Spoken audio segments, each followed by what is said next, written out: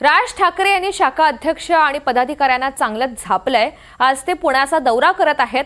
राज ठाकरे यांच्याकडून बैठकीमध्ये चांगलीच कानउघडणी करण्यात आली आहे। कामं करायची इच्छा नसेल तर पद सोडा असा आदेश सुद्धा देण्यात आलाय। इतके दिवस काय काम केलं हे दाखवा, मतदार याद्या पूर्ण का केलेल्या नाहीत असे सवाल सुद्धा त्यांनी विचारले। मतदार याद्या तयार करा आणि मगच या ज्यांनी कामं केलेली नाहीत त्यांना काढून टाकण्याचे आदेशही राज ठाकरेंनी जारी केलेले आहेत।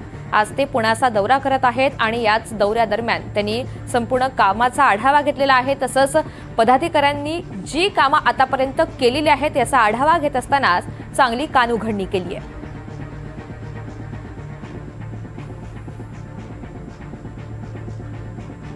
तर पुण्यामध्ये पदाधिकाऱ्यांसोबत राज ठाकरे यांची एक बैठक झाली आणि या बैठकीमध्ये त्यांनी कानउघडणी केली आहे। कामं करायची इच्छा नसेल तर पद सोडा, इतके दिवस काय कामं केली हे दाखवा असं त्यांनी पदाधिकाऱ्यांना खडसावलेलं आहे।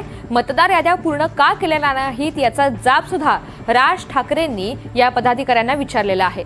मतदार याद्या तयार करा आणि मगच या संदर्भातलं पुढचं काम करा असंही त्यांनी म्हटलंय। ज्यांनी काम केलेलं नाही त्यांना काढून टाकण्याचे आदेश राज ठाकरे यांनी पुण्याच्या बैठकीमध्ये दिलेत। अधिकची माहिती जाणून घ्यात रेवती हिंगवे आपल्या सोबत आहेत। रेवती, पदाधिकाऱ्यांची कानउघडणी राज ठाकरेंनी केलेली आहे, या बैठकीमध्ये नेमकं काय घडलंय?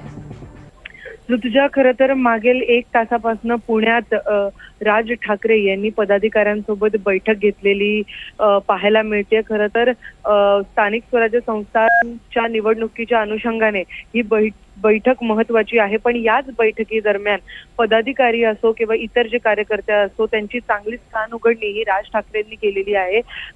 मतदार याद्या ज्या आहेत ते बनवण्यासाठी राज ठाकरेंनी आदेश दिले होते, मात्र त्यांनी ते दिले नाहीत म्हणून चांगलीच कान उघडणी केली आणि जर काम जमत नसेल तर पद सोडावे असं देखील त्यांनी सांगितलंय।